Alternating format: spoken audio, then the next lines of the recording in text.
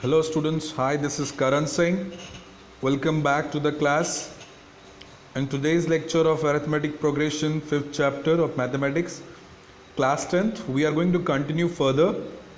In the last lecture, we have seen that what is arithmetic progression, AP किसे कहते हैं, and even we have seen that how to find the first term, the common difference, and how to check that it or not. Okay, in today's lecture we are going to continue with the next exercise and we are going to see the first formula to find the number of terms. So you can see on your screen the formula that has to be used to solve this exercise. The formula is AN, means it is the formula to use the value of nth term. जैसे कि मैंने आपको बताया था last lecture में कि एक sequence है जिसमें 200 स्टूडेंट्स हैं, तो 15 नंबर पे जो स्टूडेंट है उसके मार्क्स कितने हैं अगर पता लगाना है तो मैं क्या बोलूँगा, A50 की वैल्यू बताओ. What I will tell, A50 की वैल्यू. मेरा n क्या है, 50 है. ओके, एंड उसकी जो वैल्यू है वो स्टूडेंट की वैल्यू वो क्या है, A50. मतलब A50 क्या बताता है, वो A50 नंबर का बच्चा. ओके, और 50 क्या बताता है, n. So the formula is AN equals to A plus n minus 1 into D. It is a very simple formula. If you see some examples, you will understand it very easily. बहुत simple सा chapter है. आगे बढ़ते हैं, देखते हैं कुछ questions. Find the 10th term of the AP. 10th term find करना है, 10वें नंबर का. 10वां नंबर मतलब A10. क्या फाइंड करना है, A10. तो n कितना हुआ, 10. ओके, अब ये रहा AP. तो इससे आपको क्या क्या चीज़ें मिल जाएंगी, A और D, क्योंकि आपका फॉर्मूला क्या है, AN equals to A plus n minus 1 into D. तो आपको क्या क्या चाहिए फॉर्मूला में, देखो आपको चाहिए A n एंड D. तो A तो कितना है यहाँ पे, 2, n मिल गया 10, और डिफरेंस कैसे फाइंड करना है आपको पता चल गया, 7 माइनस 2 दैट इज 5. आप देख सकते हो उन्होंने ऊपर फाइंड किया है. Here a equals to 2, d equals to 7 minus 2 equals to 5, n equals to 10. Okay, अब पुट कर दो इसमें. Okay, let's put it out. Put करते हैं, चलो. तो पुट करेंगे तो a के बदले 2 पुट कर दिया. n क्या है, n माइनस 1 मतलब 10 माइनस 1. n माइनस 1 क्या है, 10 माइनस 1. ओके, बिकॉज n कितना था हमारा, 10 था. यहाँ पे क्या होगा, 10 माइनस 1 इनटू डिफरेंस कितना है, 5. ओके, तो पहले ब्रैकेट के अंदर सॉल्व करेंगे. देखो इसके बाद सिर्फ पुट करने के बाद सिर्फ प्लस माइनस है. अब प्लस माइनस करना आपको आता है तो कोई गलती ही नहीं होगी. Like 10 minus 1. ओके, यहाँ पे ठीक है. तो 10 माइनस 1 है आपका, क्या होगा, 9. फिर क्या करो आप, 9 इंटू 5. बॉडमास रूल फॉलो करना, वरना रॉन्ग हो जाएगा. पहले ब्रैकेट सॉल्व करो, फिर मल्टीप्लाई करो, फिर ऐड करना. ओके, वरना आप ब्रैकेट सॉल्व करने के बाद ऐड करके फिर मल्टीप्लाई करोगे तो रॉन्ग हो जाएगा. Okay, clear. तो आप इसको सॉल्व करेंगे तो आपको आंसर आ जाएगा 47. Okay, the 10th term of n AP is 47. मतलब A10 की वैल्यू कितनी आई, 47. आगे बढ़ते हैं. Which term of AP is minus 81? अब आपको -8 ये पूछ रहा है कि ये माइनस जो 81 है ये कौन से नंबर का टर्म होगा AP का.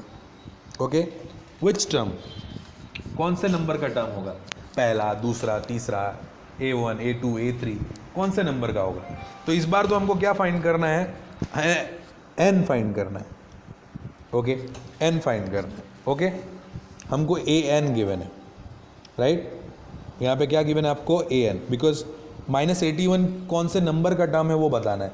तो -81 की वैल्यू पता है, मतलब हमको उस n टर्म की वैल्यू पता है, बट उस कौन से नंबर का है, n फाइंड करना है. ओके, तो हमको पहले यहाँ से a कितना मिला, 21, d कितना मिला, 18 माइनस 21, तो -3 आ गया d, और an आपका 81. अब वैल्यू पुट करते हैं. ओके, क्वेश्चन समझना है आपको पहले बात. तो फर्स्ट स्टेप में only try to understand the question. Okay, कि किस तरह से होगा देखो, अब ये फॉर्मूला है, अब वैल्यू पुट कर दो खाली, -81, ए कितना है 21, n - 1 - 3, अब मल्टीप्लाई कर दो इसे, तो कितना हो जाएगा, आप मल्टीप्लाई, अब इधर तो मल्टीप्लाई करना पड़ेगा ना, क्योंकि n - 1 है तो ब्रैकेट के अंदर -3 को मल्टीप्लाई कर दो, तो -3n। Okay clear. अब देखो इन्होंने डायरेक्ट किया, मैं दिखाता हूँ क्या किया इन्होंने। ओके मैं यहाँ पे करके दिखाता हूँ, तो यहाँ -81 as it is equals to 21, and जब आप ब्रैकेट खोलेंगे तो -3 × n क्या हो जाएगा, -3 × n क्या होगा, -3n, and minus minus plus 3 × 1 = 3, तो 21 + 3 क्या हो जाएगा 24 और -3n। फिर क्या करो 24 को उस साइड ले जाओ, तो -81 - 24 हो जाएगा, मतलब ये इस साइड आएगा तो -81 - 24 हो जाएगा, तो कितना हुआ -105, माइनस माइनस दोनों साइड कैंसिल। अब 3 को नीचे ले आओ, तो 105 / 3 दैट इज़ 35। ओके n की वैल्यू मिल गई, तो 35th term. Okay therefore 35th term of the AP is -81, -81 क्या है उसका 35th टर्म है। Okay clear.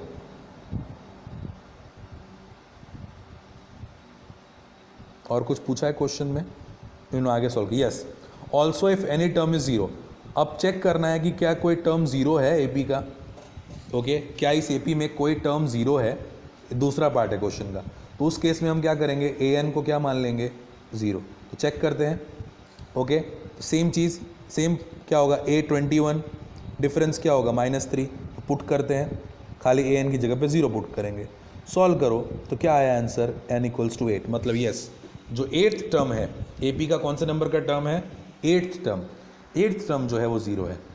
ठीक है ओके अब आगे बढ़ते हैं, अब यहाँ से थोड़े से क्वेश्चन इंटरेस्टिंग होंगे।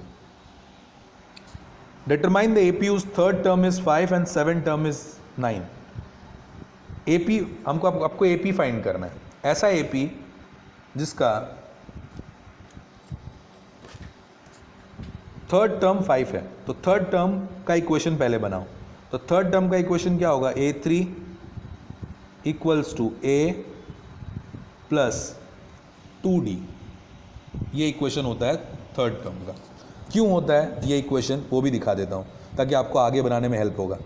तो A3 अगर आप फाइंड कर रहे होगे तो A प्लस फॉर्मूला क्या होता है n - 1, n कितना है आपका 3 - 1 × D, ये फॉर्मूला होगा, तो 3 - 1 क्या होता है 2D आ गया, तो डायरेक्टली आप लिख सकते हो। A3 का फॉर्मूला क्या होगा A + 2D, A4 का फॉर्मूला क्या होगा A + 3D, A5 का फॉर्मूला क्या होगा A + 4D, एक कम D होता है। ओके तो चलो इसको गायब कर देता हूँ मैं। ओके ठीक है, अब A3 की वैल्यू क्या है 5, तो 5 = A + 2D। Next equation 7th term is 9, तो आप सोचो क्या होगा equation A7 = A + 6D, A7 = A + 6D, तो माइनस को देखो यहाँ इन्होंने करके दिखाया A + 2D A + 6D = 9। Okay अब क्या कर दो, अब आप आराम से कर सकते हो, आपको सब पता है। अब इन दोनों को क्या कर दो एलिमिनेट कर दो, क्या कर दो एलिमिनेट। ओके तो आपने ये दो लीनियर इक्वेशन मिल गए, आप दोनों को एलिमिनेट कर दो, तो जब आप एलिमिनेट करोगे तो इन दोनों को, जैसे मान लो मैं एलिमिनेट करता हूँ, इसी में करके दिखाता हूँ, तो एलिमिनेट करूँगा मैं तो क्या करूँगा पहले दोनों की साइन चेंज कर दूँगा, कि तो कोफिशिएंट सेम है, elimination method minus minus minus, तो ये कट गया पूरा, देन ये कितना हो जाएगा -4D, और ये कितना हो जाएगा 5 - 9 - 4, ये माइनस माइनस कैंसिल, फिर ये 4 इधर जाएगा तो 4/4 क्या हो जाएगा 1, तो डिफरेंस कितना मिला 1, तो सी आपको डिफरेंस कितना मिल गया 1। अब इनमें से किसी भी इक्वेशन में A की वैल्यू पुट कर दो, D की वैल्यू पुट कर दो, D मिल गया ना D1 मिला, तो इसमें पुट कर दो, तो A + 2 × 1 = 5। ओके तो A + 2 = 5, अब 2 को उस साइड ले जाएगा तो क्या होगा -2, 5 - 2 क्या होगा 3, A = 3। ओके, तो आपको ए मिल गया और डी मिल गया। आप तो AP बना लो। पहला टर्म 3 है, डिफरेंस क्या है 1, तो 3 + 1 4, next term 5, next term 6, next term 7 dot dot dot dot, बन गया AP। Okay, understood. बड़े सिंपल से क्वेश्चंस होते हैं, आप एग्जाम्पल कर लो ना तो एक्सरसाइज आराम से हो जाएगी। Okay, if you just solve the example you can solve the exercise very easily. Okay, check whether 301 is the term of the list of numbers और नॉट। अब चेक करना है 301 क्या इस AP का कोई पार्ट है कि नहीं है। तो कभी भी ऐसा चेक करना हो तो इसको AN मान लो। AN कितना हुआ 301, फिर डिफरेंस कैलकुलेट करो। तो यहाँ पे इन्होंने 2 बार किया ताकि चेक करने के लिए कि भाई सही में पहले चेक तो कर ले कि AP है कि नहीं है। ओके, तो डिफरेंस कितना मिला 6, देखो डिफरेंस 6 मिल गया। A कितना है 5 है, तो सब कुछ मिल गया हमको, हमारा फॉर्मूला है। ओके, A 5 मिल गया, D 6 मिल गया। ओके, और AN 301, तो हमारा फॉर्मूला आ गया AN = A + n - 1 × D। तो AN आपका 301, A 5 n - 1 × 6। ओके, तो मल्टीप्लाई कर दो अंदर, you are going to get 6n - 6। Okay, इसको सॉल्व करोगे तो क्या मिलेगा 5 + 6n - 6, तो 5n - 6 मिलकर क्या हो जाएगा -1, यहाँ आ गया 6n - 1। अब इसको सॉल्व करो तो n की वैल्यू क्या मिलती है 151/3। तो ये डिवाइड करोगे तो आंसर पॉइंट में आएगा। तो आप लिख दोगे डायरेक्टली कि it is not the part of the AP। क्यों? क्योंकि n कभी भी पॉइंट में नहीं आ सकता। डिफरेंस और A पॉइंट में आ सकता है, कभी भी नंबर पॉइंट में नहीं आता कि 1.5 ऐसा नहीं आ सकता। नंबर हमेशा क्या होना चाहिए, it should be a whole number. Okay, clear, इसीलिए नहीं होगा। Now 7th, how many 2 digit numbers are divisible by 3। Find करो कितने 2 डिजिट नंबर्स डिविजिबल बाय 3 होते हैं। ओके, तो आपको क्या फाइंड करना है, नंबर मतलब n। तो पहले तो हमें n फाइंड करने के लिए हमेशा क्या चाहिए होता है AN। AN क्या होगा, 2 डिजिट नंबर बोल रहा है, तो लास्ट वाला 2 डिजिट नंबर कौन सा है जो 3 से डिवाइड होता है, वो देख लो। लास्ट वाला 2 डिजिट नंबर कौन सा है 99। AN आपका क्या हो गया 99। अब सबसे पहला नंबर कौन सा होता है 2 डिजिट में 3 से डिवाइड, तो देखो 10 तो नहीं होता, 11 नहीं होता, 12 होता है। तो आपको A मिल गया 12, लास्ट डिजिट आपका AN मिल गया 99, और डिफरेंस क्या होगा, डिविजिबल बाय 3 है मतलब 3 होगा डिफरेंस। D क्या होगा 3, A 12, D 3, AN 99। बस कर दो solve and you are going to get the answer.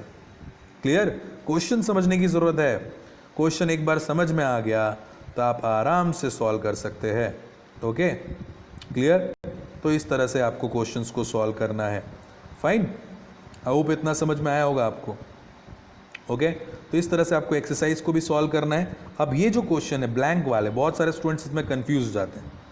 Okay, right, तो इसको कैसे सॉल्व करना है वो देखो। अब यहाँ पे जो आपको फाइंड दिया क्या है पहले वो देखो, A गिवन है और A 3 गिवन है। तो आपको पता है कि भाई जब तक डिफरेंस नहीं मिलेगा तब तक ये नहीं मिलेगा। क्यों? डिफरेंस को ऐड करोगे तो ये मिलेगा ना। तो आपका A2 मिसिंग है। A2 का इक्वेशन क्या होता है A + D, और ये क्या गिवन है A3। A3 का इक्वेशन क्या होता है A + 2D। तो हमको पता है A3 कितना है 26 और A कितना है 2 + 2D। बस सॉल्व हो जाएगा।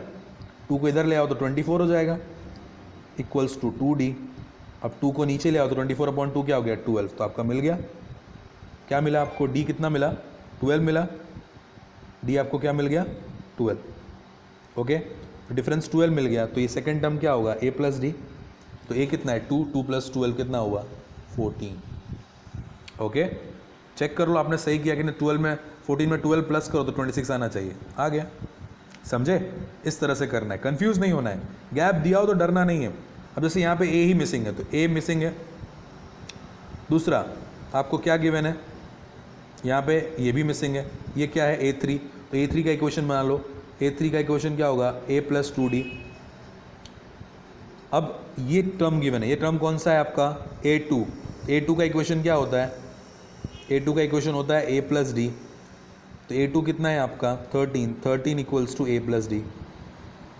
ओके, नाउ दूसरा कौन सा गिवन है, फोर्थ टर्म का इक्वेशन क्या होता है, A4 क्या होता है, A4 equals to A plus 3D।